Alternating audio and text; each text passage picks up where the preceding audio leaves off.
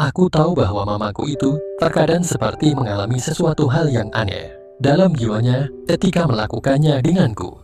Terkadang juga kulihat ada genangan air mata di kelopak matanya. Ya, aku seolah berhasil membuat bahagia beliau. Tapi kenapa ada tetesan air mata?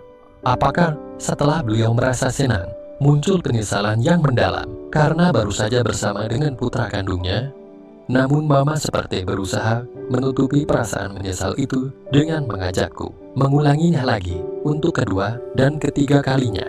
Dan mama sepertinya berhasil menutupi perasaan sesalnya itu setelah menyelesaikan yang kedua, ketiga, dan seterusnya.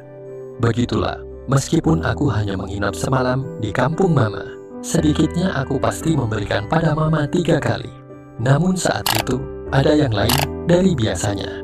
Sebelum tidur, mama berkata, "Kamu masih ingat Tante Aini, adik bungsu mama?"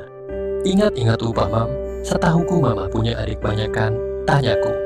"Dia, adik mama ada 8 orang, 6 perempuan dan 2 laki-laki. Tante Aini itu adik bungsu mama," ucapnya. "Sebentar, adik-adik mama itu siapa saja namanya?" tanyaku. Nama adik-adik mama itu yang perempuan bernama Dahma, Ikra, Hiba, Rafnat, Salza, dan yang bungsu Aini yang laki-laki bernama Bahrul dan Salam, ucapnya. "Namanya aneh-aneh ya, Mak. Nama mama sendiri Halja kan?" tanyaku. "Tidak. Semuanya ke barat-baratan karena nenekmu orang barat," ucapnya. "Oh iya ya, terus ada apa dengan Tante Aini, Ma?" tanyaku. "Dia itu jadi istri pengusaha minyak yang kaya raya, tapi dijadikan istri keempat. Walaupun begitu Tante Aini sangat dimanjakan oleh suaminya, karena dia itu istri termuda. Pokoknya di usia yang masih sangat muda, harta Tante Aini sudah berlimpah ruah, dan dia sering nanyain kamu, ingin bertemu denganmu. Karena ada sesuatu yang sangat penting katanya," ucap mama. "Yang penting itu apa ya, Ma?" tanyaku. "Katanya sih ingin ngajak bisnis sama kamu. Mungkin ingin memutar uang yang berlimpah ruah itu. Mungkin dia ingin punya tangan kanan, orang yang bisa dipercaya," ucap mama. Mendengar kata bisnis, aku langsung tertarik. "Dia tinggal di mana, Mam?" tanyaku. "Dia sekota denganmu kok," ucapnya. "Kalau memang penting, kenapa gak datang ke rumah aja? Apalagi sekota denganku?" tanyaku. "Mama juga sudah nyuruh untuk menemui kamu di rumah papamu. Tapi gak enak katanya, karena mama sudah bukan istri papamu lagi. Tapi besok juga dia akan kesini. Jangan pulang dulu sebelum Tante Aini datang ya," ucap mama. "Memangnya dia sudah janji mau datang besok?" tanyaku. Tadi waktu mama lihat lampu mobilmu muncul, sebelum membuka pintu depan mama ngirim WA dulu padanya, bilang bahwa kamu sudah datang. Lalu dia balas bahwa besok akan datang ke sini katanya, ucap mama. "Iya, Mam," sahutku. "Ya sudah, kita bobok yuk," ajak mamaku. "Iya, Mang," sahutku sambil berusaha membuatnya terbawa suasana. Sehingga akhirnya sebelum tidur kami ulangi sekali lagi dulu. "Mam, kalau aku berdekatan dengan mama, spontan aku itu jadi gimana gitu?" bisikku. "Jujur mama juga seperti itu sayang. Ayolah," kata mama sambil menyingkirkan selimut. Ini adalah ronde keempat bagiku, dengan sendirinya durasinya pun jadi sangat lama. Sampai jam dinding berdentang 5 kali, pertanda sudah jam 5 pagi. Kami saat itu sama-sama telah mencapainya, dan selanjutnya tertidur dengan nyanyaknya. Jam 12 siang aku masih tertidur, tapi dibangunkan oleh mamaku. "Sayang, bangun sayang, Tante Aini sedang menuju ke sini. Ayo mandi dulu sana," ucap mama. Aku segera membuka mataku, menggeliat dan melihat ke jam dinding. Kaget juga setelah melihat jam sudah menunjukkan pukul 12:15 siang. Aku pun turun dari bed dan langsung melangkah ke kamar mandi. Setelah mandi, ku kenakan celana pendek putih dengan baju kaos berwarna hitam. Kemudian aku melangkah ke ruang makan. Ada roti bakar isi daging 2 tangkap yang masih hangat. "Ini boleh ku makan, Mam?" tanyaku pada mama yang sudah mengenakan busana muslim berhijab serba hitam. "Iya, itu kan sengaja mama bikin buat kamu sebelum mama bangunkan tadi," sahutnya. "Minumnya apa? Kopi pahit seperti biasanya?" tanyanya. "Iya, Mam, yang kental ya, Man, biar jangan ngantuk," ucapku. "Iya sayang," sahut mamaku sambil melangkah ke dapur. Tak lama kemudian, mama sudah muncul lagi dengan secangkir kopi di tangannya. Kopi itu diletakkan di atas meja makan. Lalu mamaku berbisik, "Mama ndak kamu datangi sebulan juga? Gak apa-apa setelah ini. Soalnya tadi malam kenyang sekali. Sampai semalam suntuk," bisiknya. "Kalau aku kangen gimana?" tanyaku. "Ya datang aja ke sini. Memang kapan mama pernah nolak? Kecuali kalau mama sedang kedatangan tamu bulanan," ucapnya. "Kai, santai aja mam. Aku juga kenyang banget kok," kataku. Baru aja aku selesai makan kedua tangkap roti bakar isi daging itu, tiba-tiba terdengar bunyi mobil memasuki perkarangan rumah mama yang sangat luas itu. "Nah itu Tante Amy datang, jemput ke depan Gir," kata mama sambil masuk ke dalam kamarnya. Sementara aku melangkah ke depan dan membukakan pintu depan. Sebuah sedan sport merah sudah terparkir di bawah pohon kersen. Buset dar, aku punya sedan mahal pemberian mamaku, tapi sedan sport itu jauh lebih mahal. Aku pernah iseng menanyakan harga sedan sport yang sejenis di showroom yang menjual mobil-mobil second. Harganya miliaran loh, itu harga second. Apalagi harga barunya, kagak kebayang der. Seorang wanita muda berpakaian muslimah serba coklat tua dan coklat muda turun dari mobil sport yang membuatku ngiler itu. Aku pun spontan menghampirinya dan memuji di dalam hatiku bahwa wanita muda yang tidak lain adalah adik bungsu mamaku itu sangat cantik. "Tante Aini," tanyaku sopan. Ia menatapku dengan sepasang mata birunya. "Dia, kamu Denis ya?" tanyanya. "Iya tante," sahutku sambil mencilikung tangan kanannya. "Denis, setelah gede kamu kok jadi tampan sekali sih," ketusnya. "Tanti juga cantik sekali, laksana putri raja," ucapku. "Masa tuh? Iya aku sudah sering nanyain kamu sama mama kamu loh. Dan baru sekarang bisa berjumpa ya," ucapnya. "Iya tante, mari masuk," sahutku. Tante Aini yang jelita itu mengangguk, lalu melangkah di sampingku, masuk ke dalam rumah mamaku. Mama baru keluar dari kamarnya dan kelihatan sudah make up sedikit. Rambutnya pun tidak acak-acakan seperti tadi. Mama berpelukan dan cipika-cipiki dengan Tante Aini.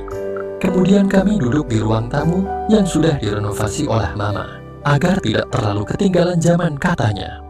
Setelah ngobrol singkat tentang masalah keluarga, Tante Ain berkata, "Sekarang kita bicara masalah bisnis ya, Denis," ucapnya. "Siap tante," sahutku dan mama langsung berdiri dan berkata, "Silahkan saja bahas bisnisnya, aku mau ke dapur dulu ya." "Iya Kang," sahut Tante Aini sambil tersenyum. Setelah mama meninggalkan ruang tamu, Tante Aini berkata padaku bahwa pada dasarnya ia membutuhkan orang yang bisa dipercaya untuk mengurus usahanya. Kemudian dia berkata bahwa di kota kami ada rumah yang bisa dijadikan kantor sekalian tempat tinggalku. Tapi urusan yang mendesak adalah dia ingin agar namaku dipakai untuk perusahaannya yang akan membeli 3 buah kapal tanker dalam keadaan rusak. Aku tidak ingin suamiku tahu bahwa ketiga kapal tanker itu dibeli olehku, karena penjualnya teman-teman suamiku sendiri, sedangkan suamiku takkan mengira aku punya uang sebanyak itu," kata Tante Aini di tengah penuturannya. "Lalu kapal-kapal tanker yang sudah rusak itu mau dijual sebagai besi tua tante?" tanyaku. "Husia bukan, kalau sekedar mau dijadikan besi tua sih gampang banget," jawabnya. "Terus mau diapain nantinya?" tanyaku. "Begini Denis, ketiga kapal tanker itu memang dijual murah sekali, bahkan lebih murah daripada kalau dijadikan besi tua. Maklum orang-orang daerah sana kan dia mau pusing. Punya mobil rusak di jalan aja bisa mereka tinggalkan begitu saja di pinggir jalan tanpa diperbaiki. Ketiga kapal tanker itu pun begitu, mereka mau menjualnya setengah membuang. Padahal kalau diperbaiki oleh kita sampai seperti baru lagi, bisa dijual kembali kepada pengusaha minyak," jelas Tante Aini. "Lalu peranku sebagai apa nanti tante?" tanyaku. "Kamu harus berperan sebagai pihak pembeli, tentu saja duitnya dari aku nantinya," ucapnya. Supaya tidak ketahuan oleh suami tante bahwa sebenarnya ketiga kapal tanker itu dibeli oleh tante, tanyaku. "Betul sayang, aku mau percayakan semuanya padamu, tapi tentu saja nanti akan tante kasih tahu semua masalah ini dan itunya," ucapnya. "Jadi aku hanya sebagai wayang ya tante?" tanyaku. "Sebagai tangan kanan, bukan sebagai wayan. Kan pada waktu negosiasi nanti, aku takkan ikut campur. Kamu bisa jalan sendiri kan?" ucapnya. pemilik kapal-kapal itu orang luar, tanyaku. Iya, kapalnya ada 3, berarti 3 orangnya, ucapnya. Aku gak bisa bahasa mereka tante, ucapku.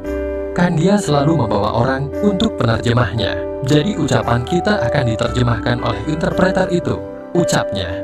Aku merasa sedang diperhatikan oleh Tante Aini, tapi aku pura-pura tidak menyadarinya saja. Mungkin dia sedang memperhatikan sikapku, apakah aku ini jujur dan cerdas atau tidak. Bagaimana? Tanyanya. Siap Tante, aku akan mencobanya semampuku. Tapi mungkin aku butuh teman, agar aku tidak terlalu sendirian, ucapku. Boleh, karena nanti urusan kita bukan cuma kapal-kapal tanker itu. Masih banyak yang bisa kita akan kerjakan nantinya. Yang penting Demis harus jujur, mulet dan sabar, ucapnya. Siap Tante, sahutku. Sekarang kuliahnya sudah semester berapa? Tanyanya. Baru semester 3 Tante, ucapku. Bentar dulu, waktu kamu lahir, umurku baru 5 tahunan. Berarti sekarang baru 18 tahunan ya, karyanya. Betul Tante, sahutku sambil berkata dalam hati. Berarti tepat dugaanku. Usianya 23 tahun. 18 tahun sudah semester 3, termasuk cepat juga, tanyanya. Aku lulus SMA pada usia menjelang 17 tahun, sekarang semester 3 pun baru dijalani sebulan, ucapku. Begitu ya, sudah punya pacar, tanyanya. Belum Tante, mau konsen kuliah dulu, ucapku berbohong. Itu bagus, tawuk setampan kamu, cewek sih gampang didapatinya nanti, setelah jadi sarjana, ucapnya. Apa iya Tante? Sahutku yang merasa malu sendiri. Karena sebenarnya aku sudah punya pengalaman banyak dalam masalah yang satu itu. Tante Aini seperti mau ngomong lagi. Tapi keburu datang mamaku yang berkata, ayo Aini, kita makan dulu seadanya. Waduh, Kak Hasda suka repot terus kalau aku datang ke sini ya, sahut Tante Aini. Walahan, repot apa cuma nyediain makan adik kesayanganku. Ayo Denis temenin tantemu makan tun, ucap mama. Aku pun bangkit berdiri dan mengikuti langkah Tante Aini menuju ruang makan. Anah Maman, perempuan berhijab selalu mendatangkan pesona tersendiri bagiku. Pesona sekaligus rasa penasaran.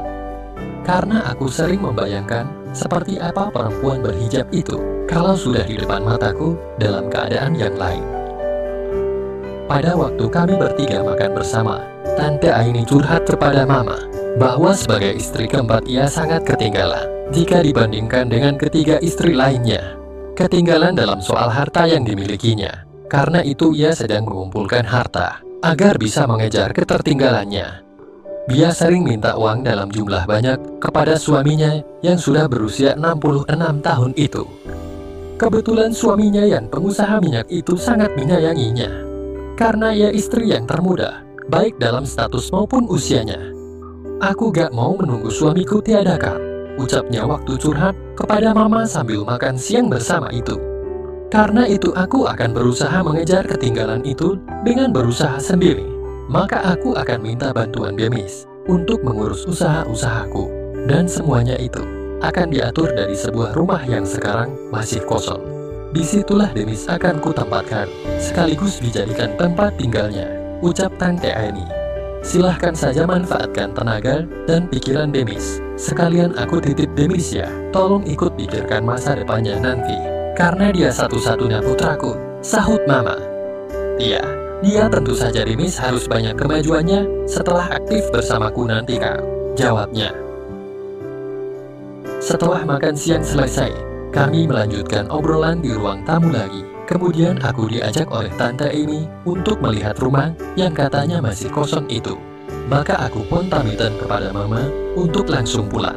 Lalu aku dan Tante Aini menuju rumah yang terletak di kotaku, juga itu dalam mobil masing-masing tentunya. Di belakang setir, pikiranku belum fokus ke arah bisnis yang akan ditekuni olehku bersama Tante Aini.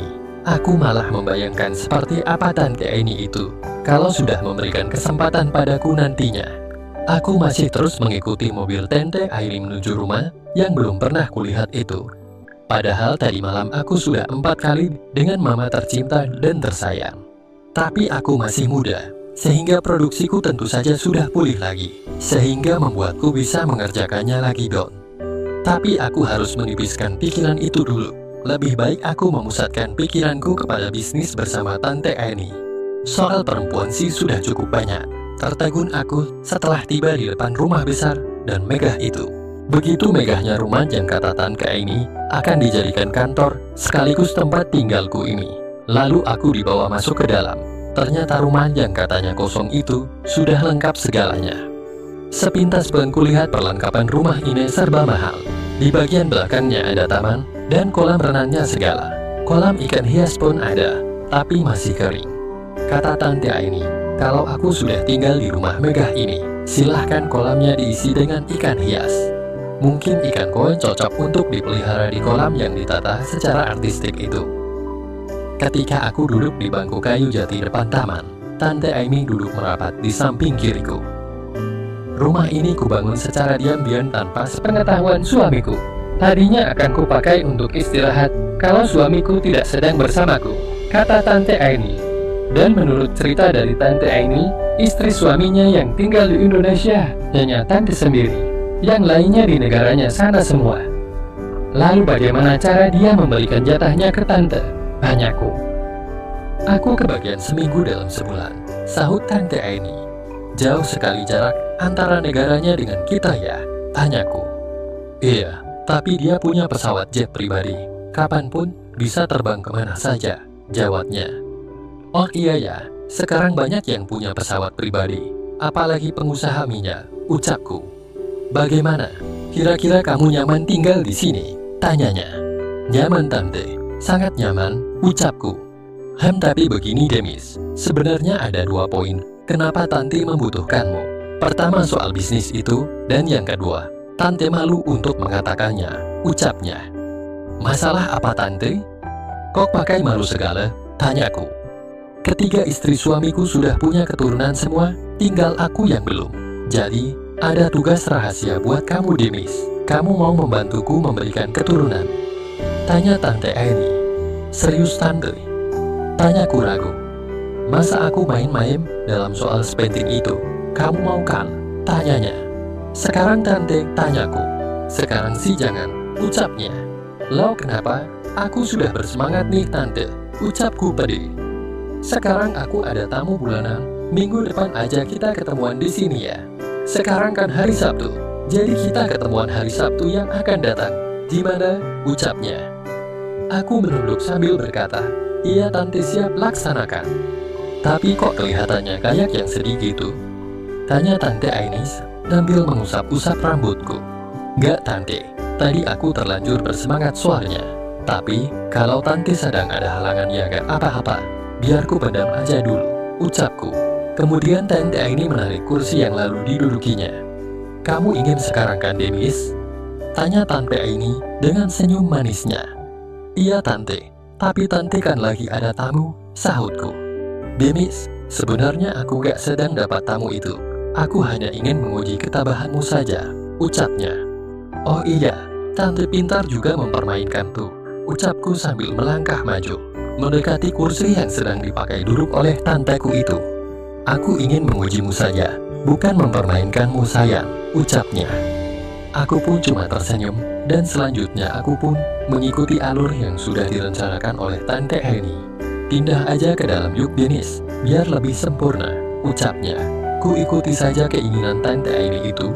Alangkah beruntungnya aku mendapatkan penawaran bisnis double dari Tante Aini yang cantik.